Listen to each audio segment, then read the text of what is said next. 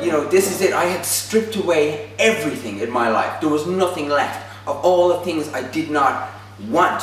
And all I was left was me. There was no multiple personalities. There was no layers of this is the businessman, this is the clubbing man, this is the this man and this man. And this was just me. You know, there was the simplicity of Jonathan. And I'd never really met myself before. I'd never been in a situation where I had to be myself. But I finally was.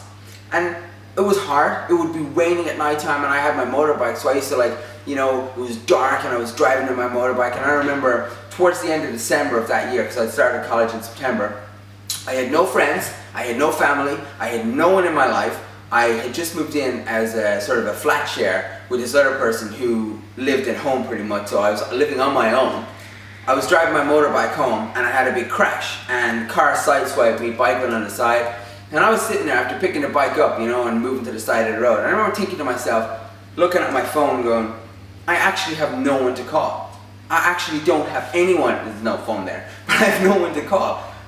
It was a sense of alone. I was alone, but for the first time, I wasn't alone because I knew me, you know, and I managed to get home. I did it, you know. The next day, I got up, you know, I found out, you know, I didn't even have internet, just so you know, right? I didn't have internet, no phone, no nothing. So I went down to the local community center and I looked and I found like breakers yards, and I had to go off and find like parts for the bike and then build the parts back up, and that was really tough. And then Christmas came along, and I remember that particular year I spent the week of Christmas completely alone, isolated. No friends, no family, no TV, no phone, no internet. Just me on my own. Stripped away, you know. And I remember New Year's night that particular year. I remember thinking to myself, 5, 4, 3, 2, 1, boom, that was it. The year was over. I was on my own, nothing. But it wasn't that bad, because although I had nothing, all the things, the thing of the nut, they were all gone. All the things that would hold me back. There was no excuses. There was nothing. There was no reason for me not to achieve or not to complete whatever I wanted. So, although it was very sad, it wasn't. It was very humbling of me to realize that I didn't need all these things that I had confused myself with, were basically distracting me, were confining me to one place. Because why would you go on a journey to find something if yet what you have right now is satisfying you? I have a big car, it's got leather seats, it's blue, it's an Alfa Romeo, it's fancy. When I drive around, people look at me and go, that man's successful. Does that complete me? Does that mean that, why would I want to go and find something else? When I go home to my apartment, and my apartment's lovely and it's lush and it's expensive, and I have all my things, and my friends come over and we go out drinking and we laugh and we party and we eat food, and why would I want to give all that up for one thing? And the one thing being happiness, being inner peace. Why would you do that? There's no motivation to do that. Well, as I sat there, and at New Year's night, I said to myself, this is the intrinsic motivation. This is it. This is key. Because now I have nothing. I have nothing good, nor nothing bad. Nothing to stop me from progressing. When you are on the right path, you'll find that the right things start to happen. Because when you're sitting there in the crappy job, doing the crappy mundane thing, and you're unhappy, and you're sitting there going, nothing ever goes right. Nothing ever goes right because nothing is drawn to you. Goodness and karma and the essence of, you know what I mean, succession is drawn to you when you are successful and happy. Therefore, I had nothing, absolutely nothing, but the universe was drawing everything to me because there was nothing to stop me. If you imagine a mountain, this is how I used to always look at it. You're at the top of one hill, okay? Now, where you want to go, your next is up here. In order to get up here, you need to go down the mountain, lose everything, and climb the mountain once more. Of course, when you're up here, you're probably going to want to go and keep. But that's another video.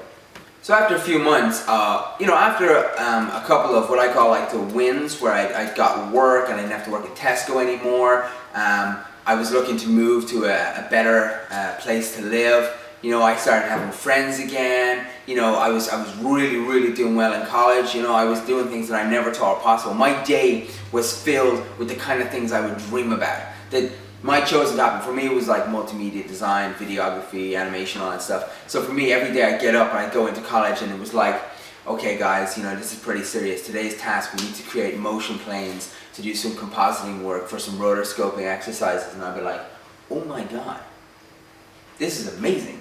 This is amazing. What I would normally do in my time when I wasn't working, you know, I was doing now as like my main task in life, was to achieve these things, which, why wouldn't I? I would do them anyway. And it was so easy for me, you know? First year, I got like distinctions, high marks. Second year's highest marks. When I got my degree, I was like honors. I was like top marks because it wasn't difficult, because this is what I wanted to do. You know, it wasn't like I had to study for exams and all that. I probably did. Like, I can see over here, like all these books. It's like, I never had books. But now I've got all these books and these awards and certificates and degrees and stuff because it's what I wanted to do. I finally found something that fulfilled me, and it was effortless. So a couple of months down the line, I'm hanging out with the guys. I head off to this cocktail bar. You know, we're supposed to go to some other club. It didn't work out. I wasn't really interested. I didn't really care. I had no interest in finding a girlfriend or anything because I just felt that there was just no one for me. There was no one I was ever going to meet that would have the same logic that I do. I've had like, I don't know, like about 30 or 40 girlfriends, and it never works because I think one way and they think the other way, and they just want to do their thing, and it's not going to work because I want to do my thing, and not many people will think the way I think, you know. But lo and behold, because I had lined everything up and I had put everything in place and I was on the right path, that it was time. It was time for me to meet the one girl that I had ever met in my life that made me feel complete. I'd never met a partner, I've never met a girl that I could be with, that I could be Jonathan with. I didn't have to pretend to be like, hey, or ho, or someone else. I could just be me. That was the most amazing thing I'd ever experienced. That's what I think the parents go on about when they're like, you just know. And I just knew. I walked into Long Island, if anyone knows Long Island in Cork, and I was sitting there drinking my mojito, and I looked across and I saw this girl in a blue dress, and I thought, wow, that is probably the most amazing looking girl I've ever seen in my life. With us getting together, my train of thought, my motivation, my passion was, you know, pushed onto Anna, and I would talk about these things, and her entire life has probably changed because she was just in college doing her thing. You know, just studying Greek and Roman mythology and philosophy and English and history and stuff. And I just, you know, and she would sit at night and dream about, you know, art and fashion and things that would interest her. But you think, you can't do those things for a living. You can't really do those things. You can never actually really be one of those people. That's for like the crazy people, the people on TV, you know. But alas, those people started somewhere. When you see an opportunity, it's very important to obviously like, not to sit around and talk about how you're going to do something, or you're going to do this, or I'm going to write this book, or I'm going to make this film, or I'm going to do this or do that. Don't even tell people. Just go do it. Here's the deal. Here's the deal that you're making to yourself. Okay? We're going to achieve intrinsic motivation. Step 1, X. X is going to be a simple task that you are going to achieve. For example, I'm going to put the trash out on Friday. I'm going to do my homework today. I'm going to drink a glass of milk next week. I'm going to just clean up this. I'm going to do that. Whatever it is, and no matter how small it is, that is the task that we are going to accomplish. Once we've accomplished that task, we go, tick. You have actually proven to yourself that you are capable of doing something small. Next thing, can you repeat that process for a duration? For example, for the next 2, 3, 4, 5, 6 weeks, every Thursday morning at 8 o'clock, I'm going to do this. I'm going to walk the dog. I'm going to scratch my toe. I'm going to not bite my nails. I'm not going to smoke. I'm not going to drink. Whatever it may be, you can achieve that.